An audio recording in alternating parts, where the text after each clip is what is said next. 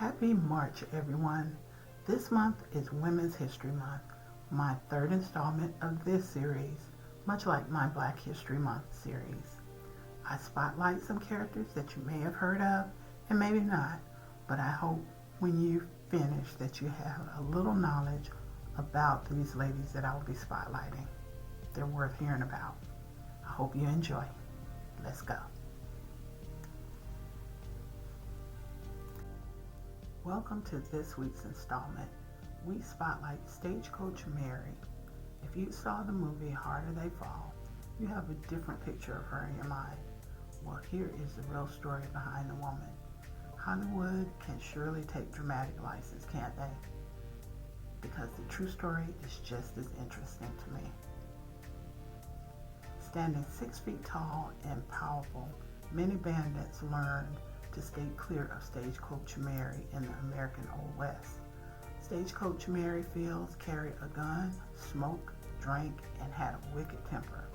Mary was the first African American woman to carry mail on a star route for the United States Postal Department. Mary Fields was born into slavery in either 1832 or 1833. Her exact birthday is unknown. Mary's birthplace and other details about her early childhood are also unknown. What is known is that she worked for the Warner family in West Virginia in the years leading up to the Civil War. Mary was emancipated in 1863 or shortly after the Civil War. She then moved from West Virginia and went up the Mississippi River where she worked on steamboats. Mary ended up in Ohio, specifically Toledo. There, she began working at Ursuline Convent of the Sacred Heart. There is debate on how and why Mary ended up working at the convent, yet what is known is that Mary's gruff style was not something that fit into the serene calm that was the convent. During that time, Mary washed laundry, bought supplies, managed the kitchen, and grew and maintained the grounds and garden. Mary was known to lose her temper and was quick to yell at anyone who stepped on the grass after she had cut it. It is unclear why she left Toledo. Many sources think that she moved to take care of an ill friend, Mother Amadeus Dunn, who had been Mother Superior in Toledo before moving west and had fallen ill. Mary and Mother Amadeus was known friends.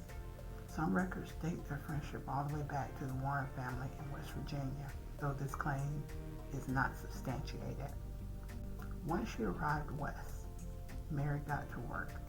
Mary mainly worked for St. Peter's Mission near Cascade, Montana, where she did many of the jobs she had done before in Toledo. This mission was run by Ursuline nuns and was where Mother Amadeus Dunn resided. Mary performed maintenance and repair work. She also gardened and did the laundry. One major thing that Mary was also in charge of was the locating and delivery of supplies needed for the mission. Yet Mary had no official contact with the mission and nuns, thus she was free to come and go as she pleased, taking additional work outside the mission. Mary was unfortunately dismissed from the mission. This was due in part to her crass behavior, unruly temper, and penchant for drinking and smoking in saloons with men. The final straw appears to involve an argument in which Mary and another mission janitor, a male, got into a fight and were agitated to the point that they both drew guns. While neither ever fired the gun, this incident was enough to make the bishop of the area demand for the nuns to relieve her duties. Mary moved to neighboring Cascade, Montana, where she tried but failed to open one or more eateries. They were said to have failed due to her giving nature of allowing folks who could not pay to eat for free. Mary also reportedly set up a laundry shop and did other odd jobs to make money. It is around that time that Mary's drinking, gun-toting, and smoking became well known to the townspeople of Cascade. In 1895, in her early 60s, Mary obtained a contract with the United States Postal Department to be a star route carrier. A star route carrier was an independent contractor who used a stagecoach to deliver the mail in the harsh weather of northern Montana. Mary was the first African American woman and the second woman to receive this contract from the United States Postal Office Department. This contract was secured with the help of the Ursuline nuns. The nuns wished to look out for Mary as they felt connected with her. This was because they did not wish her to go, as the nuns heavily relied on Mary for work being done around the mission. Mary built a reputation of being fearless while working as a mail carrier.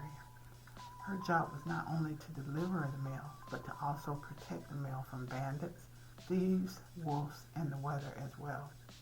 Mary gained her nickname Stagecoach Mary due to her use of a stagecoach as a method of transportation to deliver the mail. Mary was also known for the guns she carried. During the time that Mary was delivering the mail, she was known to carry both a rifle and a revolver. Mary spent 8 years delivering the mail.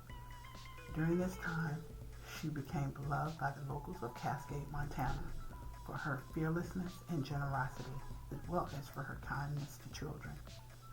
Mary retired in the early 20th century. After her retirement, Mary settled into life in Cascade, Montana. Upon retiring, she started a laundry business in town.